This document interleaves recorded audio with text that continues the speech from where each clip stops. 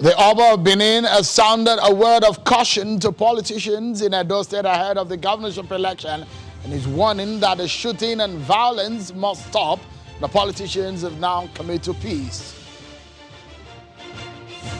The Nigerians are already reacting to the planned hike in price of electricity, tariff and fuel in Nigeria. Tonight we dissect the issues behind the decisions of government.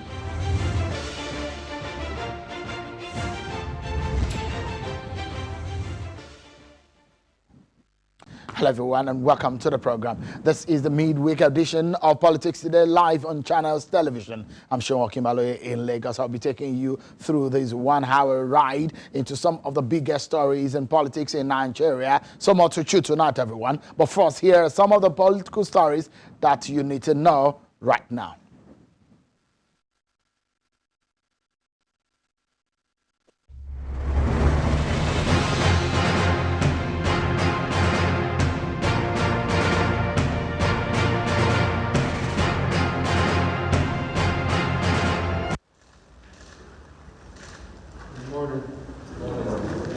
The Federal Executive Council has approved $3.1 billion for the end-to-end automation of the Nigeria Customs Service. The Minister of Finance, Zainab Ahmed, disclosed this at the end of the Federal Executive Council virtual meeting in Abuja today. The concessionary period is 20 years and the funding is solely from investors, with the revenue expected from the automation pegged at $176 billion.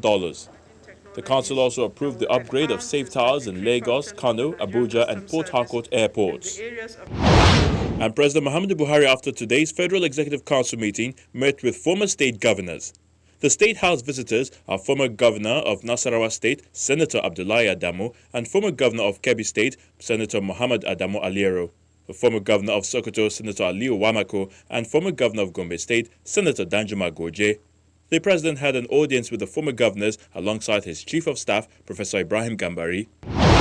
And the Speaker of the House of Representatives, Femi Gbajabiamila, is confident that the diplomatic row between Nigeria and Ghana will soon be resolved. The Speaker is on a two-day tour to Ghana in the wake of the tension which saw several businesses of Nigerians living in Ghana close down. Mr. Gbajabiamila says he is hopeful that Nigeria and Ghana will arrive at mutually acceptable resolutions to the trade dispute that erupted some weeks back. The Speaker led a delegation of lawmakers from the House of Representatives and met with the Speaker of the Ghanaian Parliament, Professor Mike Kwaye. Mr. Gbajabiamila said the two-day visit to Ghana was meant to explore legislative diplomacy towards resolving the issues affecting both countries.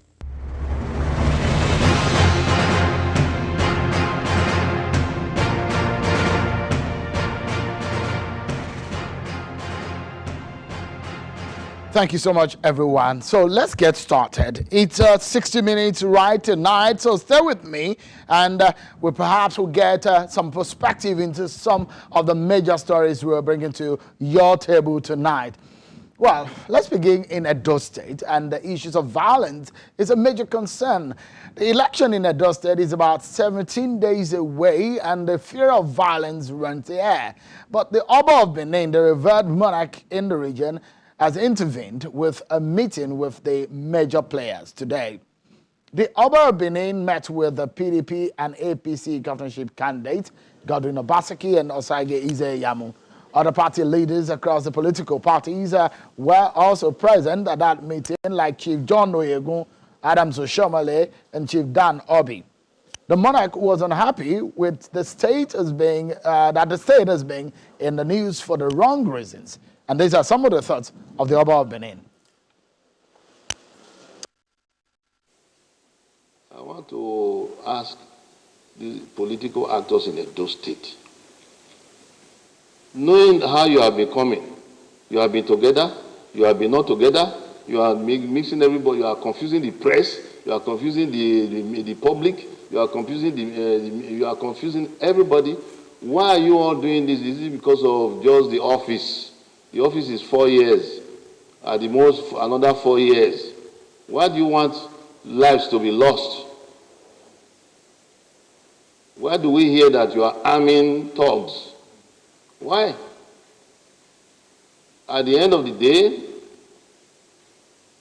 the thugs keep those guns with them. You cannot tell them to, if it is true, I don't know, if it is true politicians are arming them.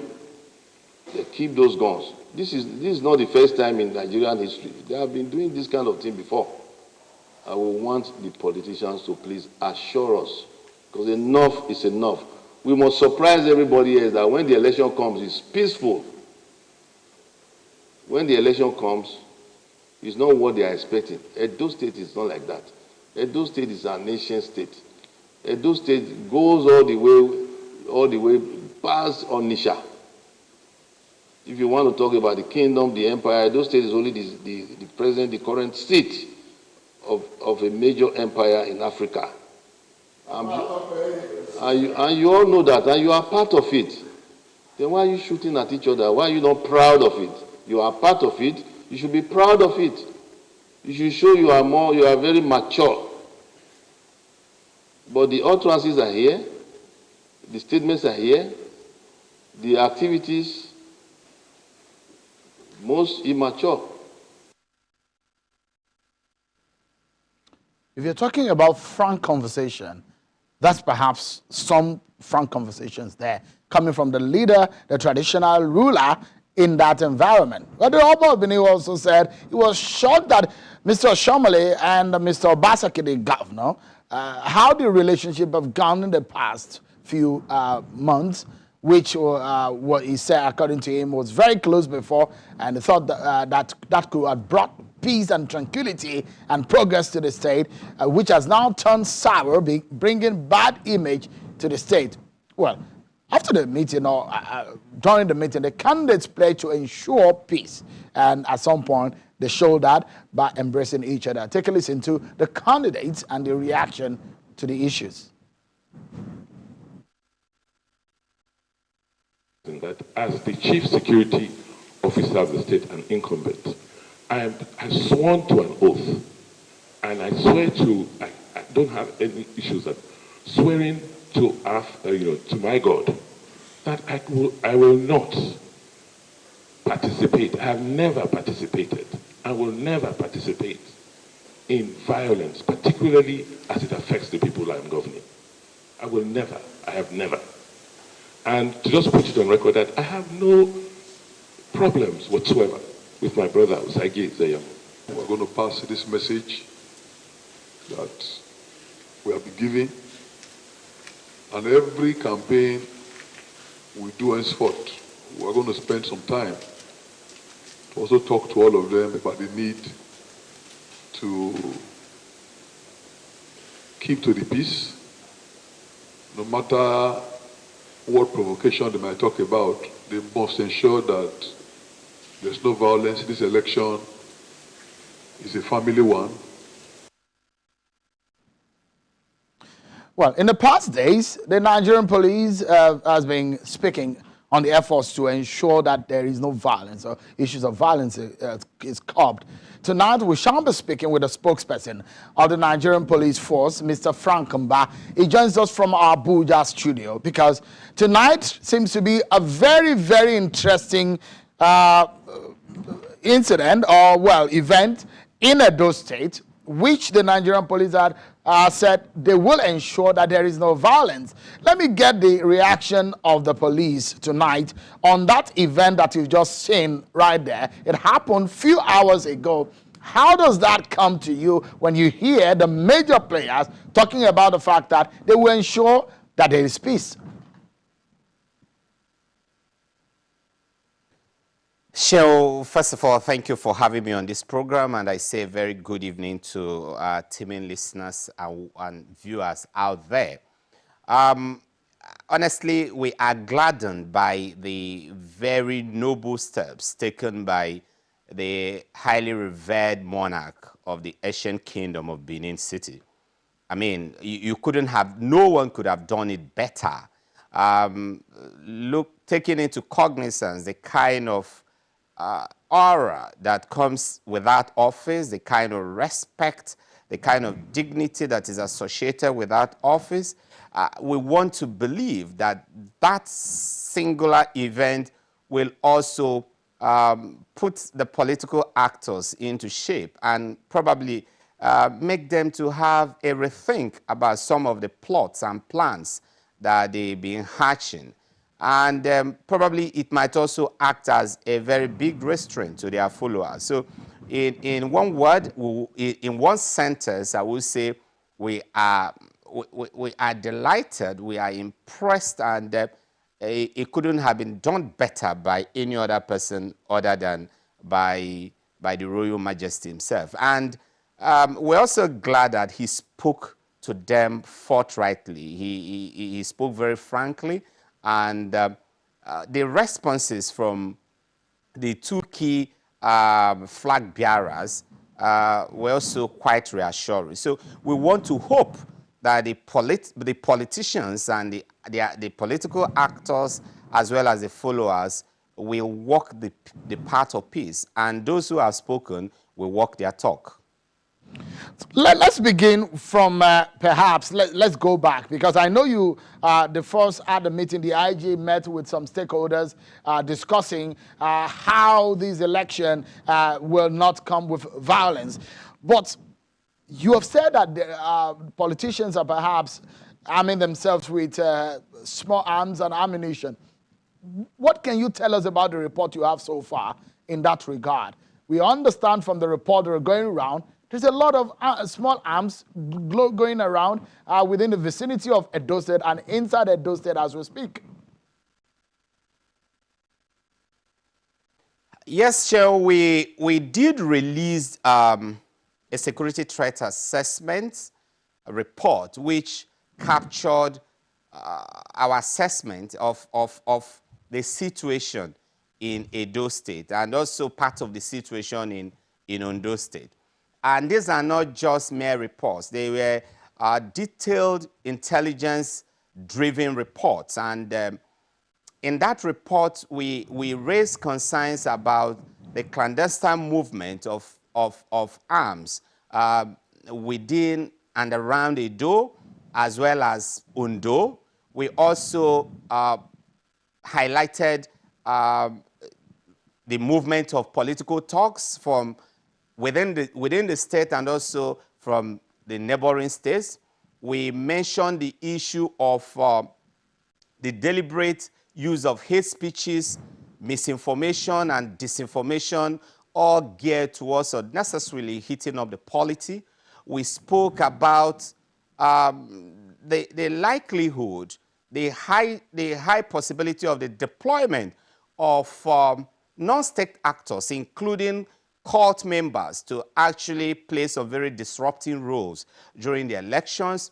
We spoke about the systematic delegitimization of government agencies that are involved in the conduct of the election. And of course, to cap it all, from all this, we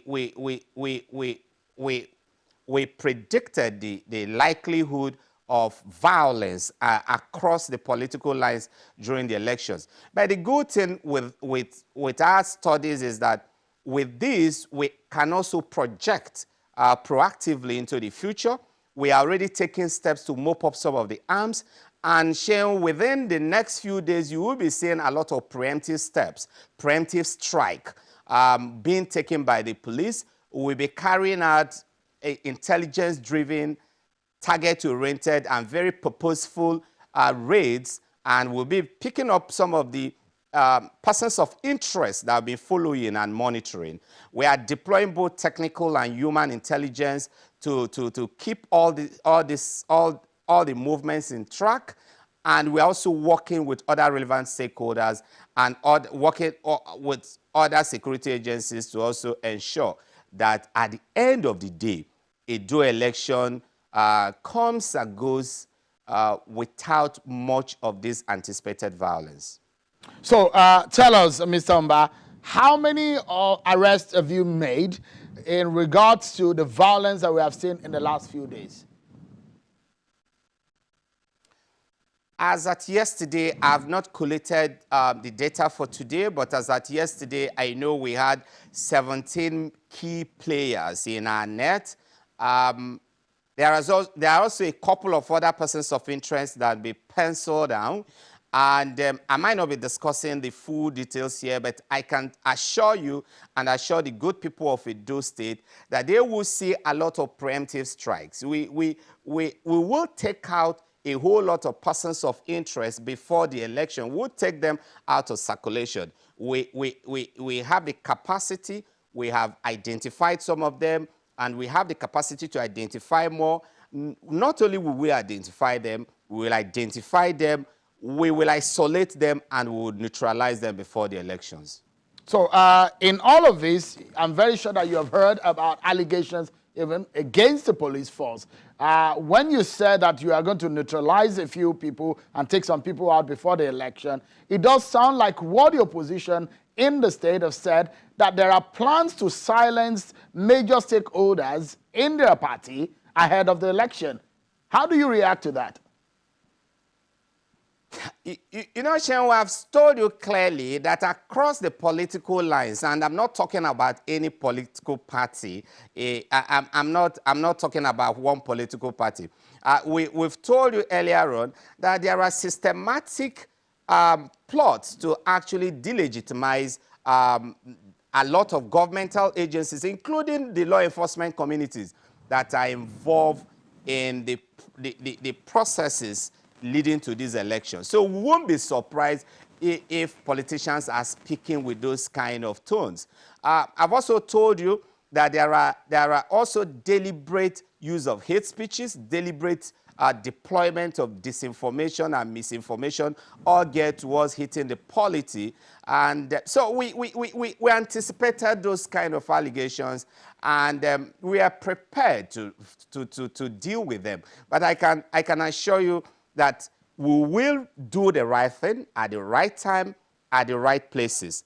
We are committed to ensuring that we provide a level playing field for all the political actors. The Inspector General of Police, IGP Mohammed Abubakar Adamu, has said it repeatedly that the police under his watch will remain apolitical. We will remain politically neutral. We will go to Edo and provide an enabling environment for INEC to perform his duties. Will provide an enabling environment for the election observers and monitors to be able to discharge their responsibilities. Will provide an enabling environment for media and journalists to be able to go around and perform their legitimate functions. And will also provide an enabling environment for our citizens, for the electorates to be able to exercise their franchise without fear or intimidation. Mr. Omba, there was a very, very worrying narrative or allegation that came against the police force. The police force is the leading security agency in an election. And so on the heels of the conclusion of the Kogi and Bayelsa election, INEC, in fact, came out to say they were disappointed in the role that some security agencies played in those elections. And politicians have said after that election, that security agencies aided and abetted what they had called some kind of bad behavior in that election. And also, civil society organization also said that security agencies aided and abetted bad behaviors in that election. Going into Edo election, how do you hope that the police force is going to wash itself clean of all these kind of debts? So the truth here is that it is always very easy to make the police the whipping boy whenever there is election. But the truth is, it takes more than the law enforcement community to conduct a credible election. The function or the duty or the responsibility of conducting a fair, credible election is the responsibility of all of us, the key stakeholders. The INEC, of course, is playing the lead role. The police is leading the pack in provision of security.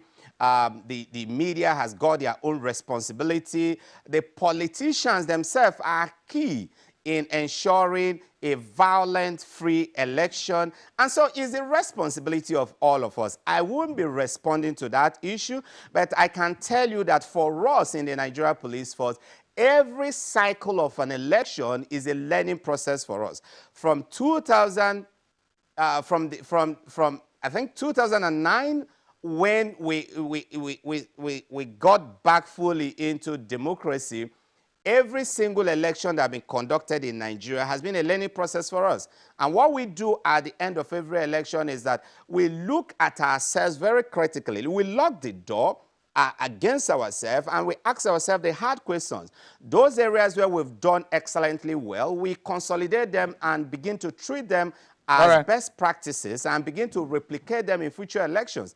And those areas where we believe very honestly that we fell short of our own expectations, we try to fix the mischief and remedy those faults, and then try to come out better in future elections. But again, I need to make this point very strongly. Violence in election should be of a concern to all of us. And we should begin to ask ourselves, why are we in this state where we can't even conduct simple elections without deploying so many personnel within the law enforcement community? So we might actually surprise you that it is only in this country that even when student unions are conducting election, they write to the police to deploy personnel to monitor or to provide security where they are conducting just student union elections, town union elections, NBA elections, NMA elections, labor unions, transport unions, and you begin to ask yourself, is there something fundamentally wrong with our democratic culture? Why can't we conduct simple elections without problems? And so we must begin to break this unending and unnecessary cycle of violence, and their implications not just to our electoral system, but also their implications to the quality of governance and or the quality of life in Nigeria is quite overreaching. Mr. Frank Humba, I will want to wish the police force the very best of luck. And when we are doing a review of the activities in the election, we hope that we'll have a good story to tell. But I sincerely thank you for coming tonight, Mr. Frank Humba, the police force PRO. Thank you so much for your time tonight. Thank you for having me. Find out the reasons why you'll be paying more for electricity in Nigeria. We get reason for the policy and the decision of government right after this break, everyone. Join us again. Thank you so much, everyone, for staying with us on the program. Let's move away from Edo election to perhaps the issues about how much you spend on some basic things of life in the country, things like fuel and electricity, because perhaps some of you might be paying more because recently the government has approved the hike in the tariff of electricity in the country, which was reported to supposed to take off on the 1st of September 2020. And so tonight, we'll be asking the questions, why the hike? Is it in the interest of Nigerians?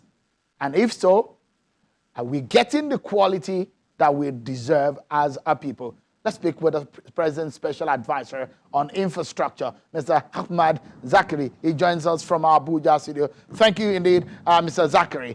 It's a political program. We're talking about electricity, which is perhaps something relating to social and some kind of business issues. But I want us to look at it as how it affects the average Nigerian on the street, the man who is putting on his generator to watch us tonight, or the man who is taking a lot of pain to charge his telephone in the office and is watching on us on the mobile phone right now. The reason why he might be paying more for electricity, is it the right decision for government at this time of the year? So, Shaun, I hope you can hear me. Absolutely. Thank you for the time today, and it's very good to engage with you. I think we need to be careful with how we describe the changes that are occurring in the market, quite frankly, which are for the better of Nigerians. In today's world, in our power sector in Nigeria, if I'm a person in Kuje, or let me use my local government area of Kazauri in Jigawa, and I receive 8 hours of power a day intermittently, versus an individual who is in Ikoyi or Asokoro or Metama, and they're receiving 23, 24 hours of power per day. Where is the incentive for improvement if the person in Kazaure or Kuje is paying the same amount as the person in Asokoro or Metama? This is not a hike in tariff. I will repeat. It is a restructuring of the compact between Nigerians and the electricity sector. When you receive quality of service, you can engage with your disco will communicate to you a guarantee and provide that quality of service. For Nigerians that are getting below 12 hours per day, that are unhappy with their service, they will not be charged. For the underprivileged, who the president cares deeply about and is always talking about their interest, you will not be charged extra. Over time, when a disco improves your service in your location, you will pay or you will engage with them to communicate how much will be paid. I saw on some of the dailies today quite a bit of misinformation that the tariff in the sector has gone up by 50%. That is not true. For those of us that are in affluent areas, that are enjoying high quality of service, it is not fair for us not to pay for the right amount for power. For those Nigerians that are not, we should enforce on the discos protections for the consumer that ensure over time they improve their service. This is essentially a restructuring of the tariff structure in the country. It is not a raise in tariff. Okay, so I will not engage you in too much of technicalities because when we have the power in our house, it is not technicalities that we're experiencing. It's the reality of our lives every day. And we know the meaning of having consistent and constant power supply in our homes or in our workplace. So let's get a sense of what this means altogether. For the agenda of the president, Muhammadu Buhari, under this government, they said they were partnering with a German company to ensure that power will be consistent.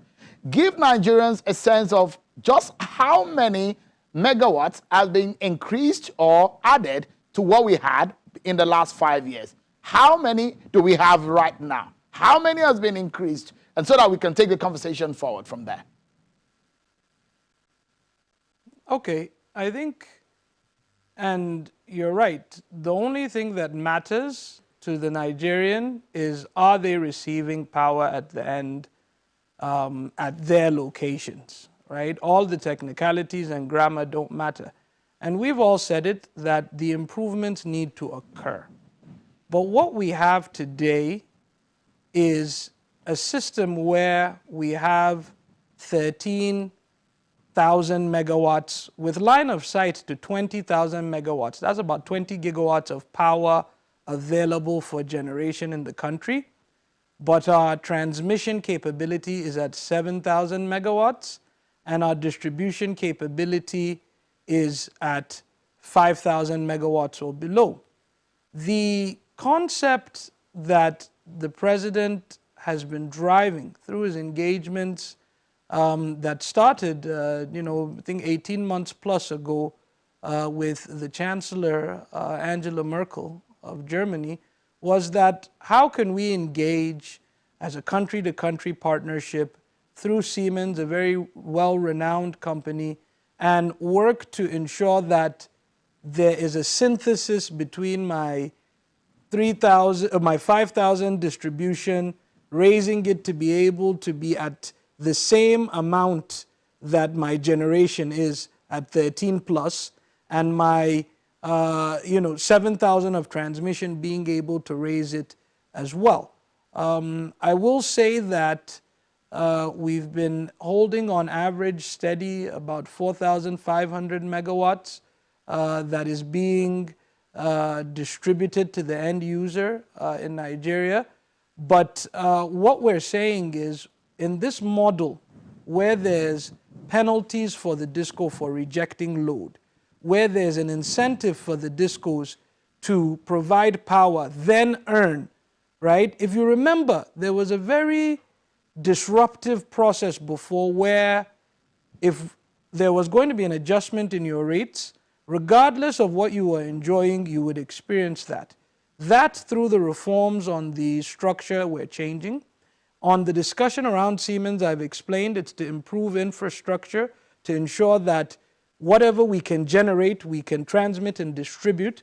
And more importantly, the president has said we must have mass metering in terms of ensuring that when you consume energy, it is clear and transparent what you've consumed. We've banned arbitrary estimated billing to protect the end user. And even, I heard after my some discussions that there's going to be mass importation of meters. Let me be clear, there's no mass importation of meters. We have meter manufacturers in Nigeria. This is a time during the COVID crisis and during economic challenges where we need jobs in country. All of the facility that is going to come from CBN for mass metering will go to local companies that will employ Nigerians, and we will meter everyone and ensure that what you consume is what you pay for. And lastly, Seun, this concept of some arbitrary engagement that the government is against the citizens, it's not true. Nigerians were consulted through the legally mandated process through the EPSRA Act, where consultations must occur. The distribution companies held consultations with consumers and Nigerians, and one thing was resoundingly clear when we came to April 1st. Nigerians said they will not pay for darkness, they pay for their cell phone bill and other things. If there's power supply adequacy and service, they will engage with their DISCOs to pay. If there is not, they will not pay. And everything that's been crafted has come from that. Lastly, the DISCOs are engaging directly with their customers. Seun, let me give you an example. If I sell water on the street, is it fair for the government to interface and tell me I should sell it for below price? Right? We're trying to say that there's a relationship that should exist between a DISCO and its customer.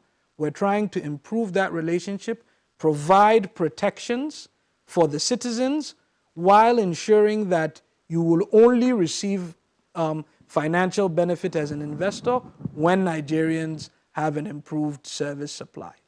So perhaps to wrap up this conversation, Ahmad, is the fact that a lot of Nigerians will be asking that it's a difficult period of the year for not only Nigerians, but across the world. And as it is now, the question will be, why don't you provide the electricity in abundance and Nigerians to pay for it?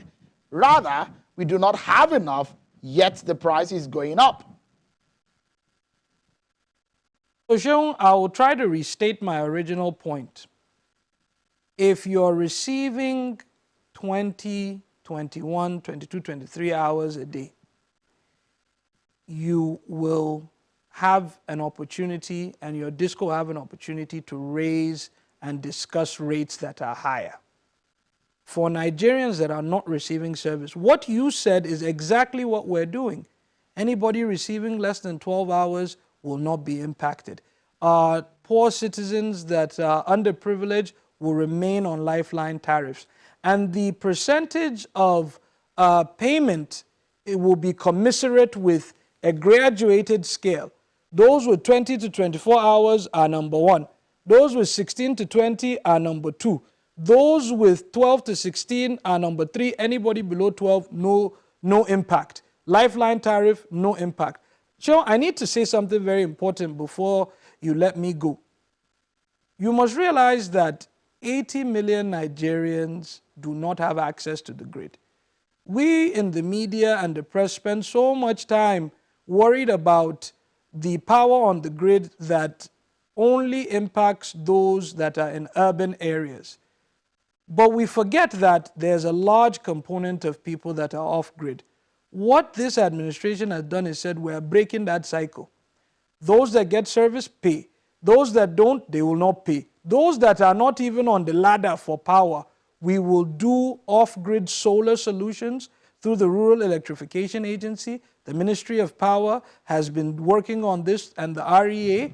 We will provide all of these portable units that individuals can enjoy at their houses. So recently, through the Economic Sustainability Plan, we announced that there was 140 billion naira worth of financing that will go to developers as loans to be able to provide off-grid solar power to all of these communities in Nigeria that so often when we come to these shows, we forget about. This is a politics show. We need to worry about those people as well. We cannot spend all our time fighting and disagreeing off of this grid power that actually benefits the wealthy and the well-to-do. So we've moved to a new structure. It is more equitable, right? We are handling the problem of this perennial off-grid issue with our poor masses that don't have access to the grid. And lastly, manufacturers that we talk to should understand that versus turning on a diesel generator at 140 naira per kilowatt hour, if you can get your disco to commit 24-hour supply so you can run your factory at 50 naira per kilowatt hour, I believe this is a better approach. And if they're not providing that, you will not pay. So let's allow for some time to get more communication out to the consumers from the discos. But I will tell you, the Nigerian government, the president, we are fully behind the people. This move was done to provide more transparency and equity into the system. It is not being done to trouble Nigerians. Ahmed Zakari, the special advisor to the president on infrastructure. Thank you indeed for clarifying some of these issues. Nigerians are hopeful and are looking forward to better days ahead. We'll pray that your government is able to provide those kind of opportunities. Thank you so much indeed, Zakari Ahmed, for your time tonight. Let's get some more perspective on some of the situation in the country and perhaps get some expert view. I have a lawyer, a former presidential candidate, and a former deputy governor at the Central Bank of Nigeria, Professor Kingsley Moghalu. He joins us from Washington, D.C. Thank you so much, Professor. It's good to see you again. Let's begin the conversation about the state of things. Nigeria is not insulated from some of these issues, and perhaps it may not be surprising to experts like you when prices of things are going up, because the world is experiencing a really tough time and economies are bleeding right now. But what are your thoughts, first and foremost, on the hike in the price of the tariff of electricity in the country? You heard what Ahmed Zakari said earlier today. Well, thank you, Shell. Unfortunately, I couldn't hear your other guests. I hear your questions, but not his answers. But my views on the hike on electricity is that this has been a long-term problem for Nigeria, and it is understandable why there would be a hike in electricity prices. The estimated cost of electricity in Nigeria is 53 naira per kilowatt hour. And what Nigerians have been paying is 31 naira per kilowatt hour, which means there's a subsidy of about 22 naira. Now, in 2019, for example, this subsidy cost the federal government of Nigeria about 560 billion naira, which is about $1.5 billion. And that's 7% of the budget for 2019. The problem with the tariffs and the subsidies on the tariffs is that it prevents the sector, which has been, is being privatized, from being commercially viable and increasing its capacity or the capacity of private sector operators to be able to provide more electricity to Nigerians. That's the problem. And of course, with all the, the collapse of the oil price, the COVID crisis, we can see that the government has been weakened in a fundamental way, from being able to continue to provide these subsidies. But then you have another problem, and that is that people are not able to pay these, shall we say, commercial or viable rates because of poverty. So that's the challenge. So when you want to make reforms like this, I think the government should make a plan for how to cushion the effect of these subsidy removals on poor people in Nigeria. So I am not sure if we have seen such a plan. And this is because over many decades, the Nigerian government has weakened its fiscal capabilities because it has not done the reforms it should have done many years ago. And now they are trying to do these reforms because they are forced to do it, instead of acting ahead of time with a plan, and a plan to cushion the effects on the poor. The same thing goes for petrol price. So that is where we are. So, I mean, the government has taken the right decision, is it, in terms of the policy on the tariff? It appears that the government has no choice. But the fact is that it is, suboptimal economic management that has brought us to where we are. Why have these subsidies continued in the first place for many, many years, when many people who have looked at the matter rationally have been advising the government to remove the subsidies? In 2012 or 2013, President Jonathan tried to remove the subsidy on petrol. And we know some of those who today are in power who opposed them. And I mean, I'm just being frank. I'm not making a political statement. So I'm just trying to say that the rational economic issues in this country, in our country, should be addressed in a rational manner. And instead, people politicize them. And at the end of the day, you run around in circles and come back to the same place. So that's the point I'm making. If we had planned for these subsidy removals years and years ago, we would have made a proper plan for how to manage its impact on the poor people of Nigeria. So that's the point I'm trying to make. Prof, instead of having to make them at the last minute because we are forced to. But nevertheless, there is no choice. That's the point. You have worked on the international scene for quite some time. You may be able to give us your view on the Siemens deal with Nigeria and the German government on the way to go in fixing our electricity problem. Have this government made the right decision in that partnership, and the steps that have been taken so far, how would you assess it?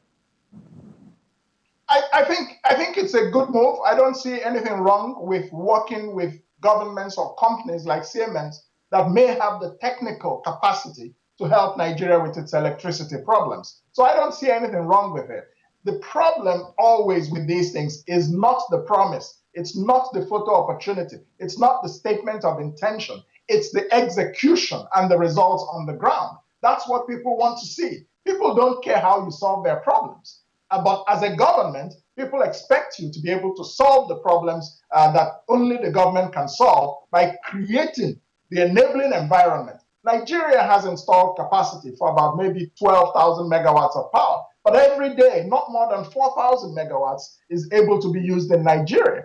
And, this is for a country of 200 million people. South Africa has how many million people? 50 million? They have 40,000 megawatts of electricity. And even then, they have problems. Brazil, which has something close to our population at about 212 million people, they have about 200,000 megawatts of electricity.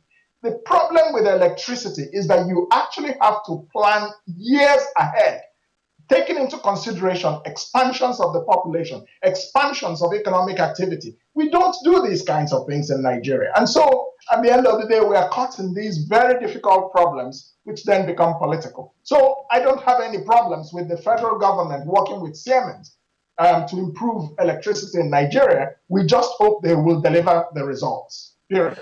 Let me get your view. You've worked at the central bank, and what is happening, Australia is counting, is really not having a good time. The United Kingdom is as well not having a good time with its economy. So as so many countries of the world because of the effect of coronavirus. In Nigeria, economists and some experts will tell you that we're already in a recession. Experts are already predicting that in the next quarter or two report that we might be experiencing or we might have entered officially into another recession. But the question is, how do we get out of it? I'm tired of talking about the woes, but let's talk about the solution. The situation that we are in right now is dire, Professor Moghalu. So how do we get out of it quickly too? Yes, indeed. But it's very important. If you don't understand your problem, you will not be able to know how to solve it, and you will not be able to solve it. So forgive me if I step back a little bit. I believe in fundamental approach to issues, not surface approach. You know, we rush into things and we don't think it through. The point is this: it's okay to say that the UK is having a problem, Australia, and so on and so forth, but those are countries with functioning economies, of course. I mean, Nigeria's economic problems predate COVID. So let's stop using COVID as an excuse. We have not had a well-managed and functioning and productive economy for many, many years. So we have to go to the root and understand why that is so, if we're going to be able to get out of the COVID crisis in a manner that is successful. The fundamental problem of Nigeria is its constitutional structure. Without that constitutional structure being changed, it's going to be difficult for the economic productive talent in the country to be released and to be enhanced. That's the point I'm trying to make to you. If the federal government continues to rely, as it does, on oil for over 90% of its foreign exchange earnings, there will always be this problem. It's a yo-yo train. You go up when the price of oil goes up a little bit, you come back down crashing when it goes down. And this is what we've had for many years. I am more interested in a fundamental approach to solving the problem. And that cannot be without addressing the political construction, the constitutional configuration. Do we have real federalism? If we do, you will see Nigeria grow far more and far better economically and in a more sustainable way. Thank God I'm speaking to a lawyer. Professor, how do we go about it? You said we should talk about the fundamentals. So the fundamental of going about it and executing this constitutional fixing of our nation, the political aspect of